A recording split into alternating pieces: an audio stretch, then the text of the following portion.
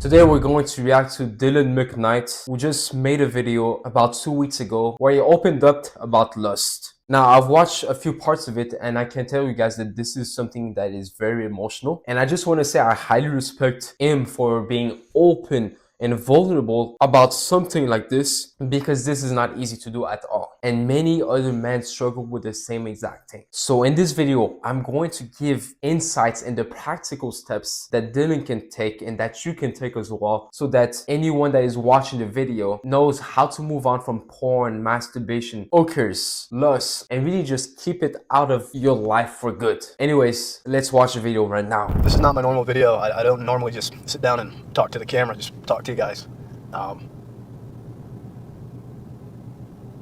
Because, I don't want you to see who I am. Because that shit's dark. And I know, it's social media. I'm supposed to act cool. I'm supposed to show you the sports car I'm sitting in right now. I'm supposed to take my shirt off, show you my physique. I could use to pull any girl I want, right? Because that's what you want to see.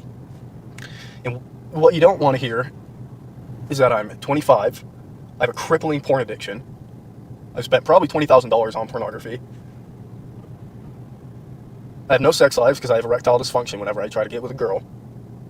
First off, I know that for a lot of people, if they spent any amount of money towards porn or towards like prostitutes, for example, or even OnlyFans, they often adopt a self-image that they're very deviant and that they are somewhat like monsters that do this behavior secretly. And I just want to say that you watching porn, you masturbating, doesn't mean that there's anything wrong with you. And the reason I say this is not to make you feel better. That's not my goal here. My goal is to really show you the truth, because the truth is we watch porn and masturbate for specific reasons. And because this is so taboo within our society, we never really look at it from a non-emotional perspective. We always look at porn and masturbation and analyze that behavior with a lot of shame and guilt. For example, if you're brought up in a religious background, then obviously you're going to attach a lot of shame and guilt to it.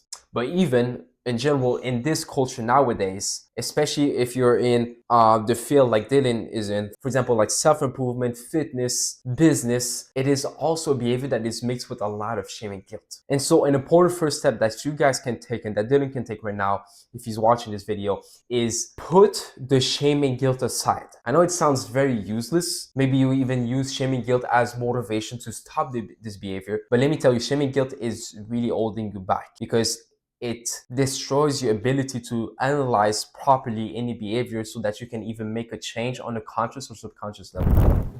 And I'm just sexually confused as fuck. And I'm just really fucked up. I think one of the reasons why I was so drawn to pornography in the first place is because I was raised in a super religious household where, like, sex before marriage, things like that, they were just these despicable, awful sins, right? And so naturally, in order to satisfy my sexual urges, I was turning towards porn and masturbation instead.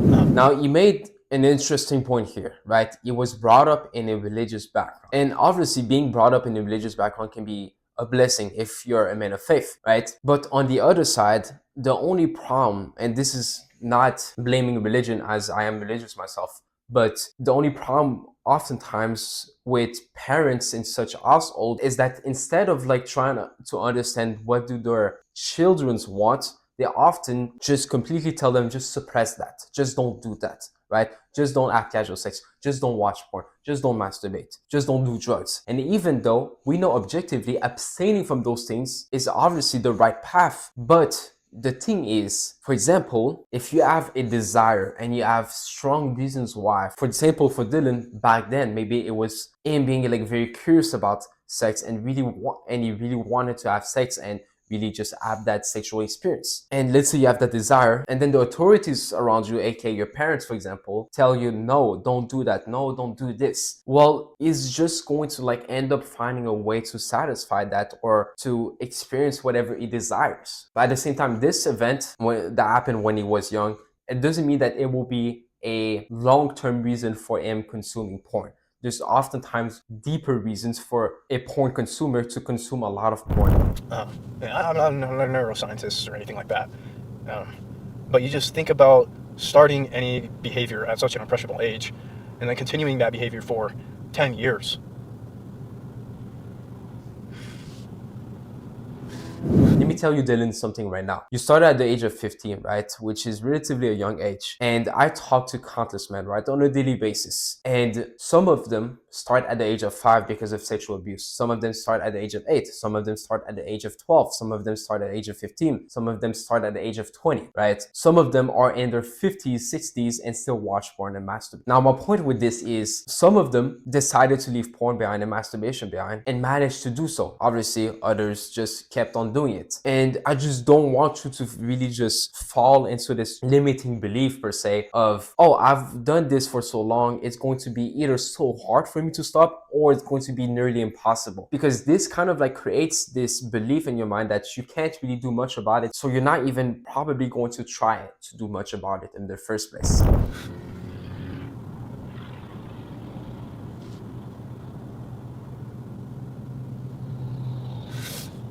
And you just think about like what kind of damage that could do. You know, my life is ruined, man. I'll never get that picture perfect family, white picket fence. Because I can't fucking love. I can't feel fucking anything, man. God, sometimes I just wish I was allowed to be a kid, man. Like, what the fuck was I supposed to do? I was a normal, healthy kid with normal sex drive, and I was taught to suppress it, man. And you want to know what the most twisted part about all this shit is? Is I'm not even sexually attracted to girls in real life. And you want to know how I know that, man? Because I get erectile dysfunction whenever I try to get with a girl.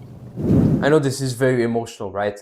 And when it comes to erectile dysfunction, one key thing which helps a lot of people just completely kill erectile dysfunction to begin with, oftentimes it's not because of the dopamine in porn or because the women in porn are made to be unrealistic. Rather, what happens is sometimes, and this is just me making assumptions, and I don't like making assumptions, right? But I'm going to talk based on the people I've coached. For some of them, it's because in their mind, they hold some form of stress, anxiety, and fear when it comes to performing with a real woman. Why is that the case? Because sometimes they might think, well, I've been watching so much porn, so they start feeling stressed out. And when you feel stressed out, let me tell you something. You cannot really get a physical arousal, at least a real strong one, without your mind. And if your mind is focused on that stress, that anxiety, that fear, that what if she finds out that I watch porn and I can't even get hard, right? And you have like all of that worry around like your erectile dysfunction, then what's going to happen is obviously you're not going to be able to be aroused. So one thing which I've heard before, which is very powerful, is that you don't have porn-induced erectile dysfunction. What you have instead is mind-induced erectile dysfunction. Dylan said that he believes that he can't really have that perfect family in the future. Let me tell you something, Dylan, right now. Trust me, some people watch literally the most taboo type of porn. Some people, for example, I've coached personally, struggle for 20 plus years and still manage to build a family, have a good sex life with their partner, and do all of these amazing things. Another thing which you guys need to know is that there's this concept called neuroplasticity. Neuroplasticity is basically when your brain changes, so it allows you to do a behavior repetitively by removing the resistance that is initially there. And when you stop a behavior, let's say for example porn and masturbation, and that's even the case for substance users like that use meth, that use opiates, fentanyl, and all of these substances, when you stop doing a behavior, your brain actually starts going back to normal, believe it or not. And on top of that, even if your brain is at the peak of brain changes, you're still able to quit that behavior, because your brain changing doesn't mean that it will force you to do the behavior again. What it does instead is that it facilitates the process of doing the behavior again if you choose to do the behavior again. I'm like damaged, man. I'm like disaffected, and it fucking sucks because I don't want to be alone. It sucks not being able to feel or give love. I've tried relationships and they just fucking fail because I'm a monster. I can't feel anything. Sometimes I feel like I'm a sociopath, something fucked like that. And eventually you accept what you are. So you do what you can to feel something, because all you ever feel is nothing. You know, so in an effort just to feel some kind of like intimacy, feel something, I started paying girls in real life to do things. And you know, what really jacked me up is one of the girls, she started catching feelings. And it's like, damn, like, how do you tell this girl, like, sorry, I can't feel anything, I'm a fucking monster. You know, the last girl that I dated, you know, she made me feel like I was normal. And I think that's why I tried to hold on to her so hard. And I know you're watching this video. I'm not strong enough to call or text you, but I just want you to know that I'm sorry. Dylan, here, the one thing is we don't want to call ourselves monsters. And I know it might sound cliche or even cringe for me to say that because you probably got told that before. But the reality is, if you see yourself as a monster, you kind of like adopt that as your self-image. And we know as human beings, we always act according to how we see ourselves, right? Our self-image. And so if I believe that I am a deviant monster, then I'm probably going to take actions based on my definition of what is a deviant monster. Look, the reason overall why I say that you shouldn't look at yourself as a monster is because the reality with porn, masturbation, lust, hookers, OnlyFans is that it is a learned preference, meaning it is not something which you initially probably enjoyed. And I always like to give this analogy like coffee. Coffee, you probably didn't really enjoy it at first, but then you learn to like it with time. It is a cultivated taste. Now, the same thing here with lustful behaviors. Mostly they are things which you learned to like over time, but the reality is there are specific reasons for which you actually like and want to and feel the desire to engage in those lustful behaviors now. And once we really just tackle those reasons, we're going to be able to just finally see why we do it. And when we make the unconscious conscious, it allows us to finally see that you can quit if you actually tackle those reasons. So a good process that I like to follow with every single person I coach in the beginning is, look, accept that you like to watch porn. Accept that you like these lustful behaviors. You're not a monster. You just want to do those things for specific reasons. So just accept that. Accept that you enjoy it, right? Put the shame and guilt aside for a quick second. And then ask yourself, what do I genuinely, and don't lie to yourself, don't deny anything, but what do I genuinely get out of it? What do I think that porn, masturbation, lust, hookers, OnlyFans can give to me? And be as honest as possible and really list those reasons. Because once you're going to become aware of those reasons, everything is going to change. You're going to be able to challenge those reasons, or you can do a process which I call debunking, where it's like basically you change your perspective on a deep level about this specific reason. And so because of that, your subconscious and conscious mind now doesn't feel like they want to watch porn, for example, for that specific reason. It might sound complicated, it might sound like very simple. Trust me, it works every single time. That's how humans naturally move on from behaviors when shame and guilt is not attached to them. I know I hurt you, but you have no idea how beautiful I think you are, and you mean so much to me. And I guess I just want to say, like, if you're in the same boat as me and you are addicted to this stuff, I just want you to know that you're a good person, man. And I know you're trying, and no matter what you tell yourself, on a day-to-day basis, you being here matters, and it matters a lot. You know, I haven't been active on social media in a long time, and, you know, I think partially I've just felt very fraudulent. I've had sort of this imposter syndrome. Because I've acquired this success, but you guys, you don't really know who I am. I haven't done it authentically. The world doesn't really know who Dylan McKnight is. Because I feel like a lot of influencers, they try to upplay who they are, create this image that they're like this good guy, and I'm not. I'm not a good guy, and I guess as long as you guys are okay with that and accepting of that, then I guess that's all right. I've been wanting to make content and videos for a while now, but yeah, it's got to be the right way, or it's all for nothing. On a positive note, I'm in phenomenal shape. I'm very natural.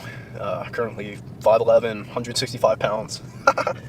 That's like the definition of natty. So, yeah, I don't know. I guess how do you transition this into something else? This is, you know, I love you guys. I love you guys, man. And I am healing. Like, I'm starting to feel things again, and I'm starting to, you know, be surrounded by good people. I've just felt so hollow for the longest time, and I'm feeling like myself again. I'm just starting to feel things like I know I look like a bitch, man, crying, but like even just being able to cry. Like, you guys don't understand. I've not felt emotions in a long time. So pain, joy, it's all the same. I just feel things. So he's right. You guys are not a bad person if you struggle with porn. And I'm not saying this to comfort you. I'm saying this because it's the truth. If there's one very good tip that I can give to you right now that is going to change everything for you, is to stop seeing your usage of porn as a struggle and your intention of quitting porn as a potential achievement, and instead to see your usage of porn as a choice that you make for specific reasons that you can tackle, and your intention of quitting porn as a choice that you believe will benefit you in both the short term and the long term. So if you guys are watching this, I uploaded a ton of videos on my YouTube channel where I go over how to actually quit porn and masturbation completely for free. If Dylan, you're watching this, reach out to me. I'll always be there to help. If you guys also want to join a free private community, then you can click the link down below in the description. There's a full 2-hour course there on how to get to the root cause using the effortless method. But anyways, guys, this is Samir and I'm out. Peace.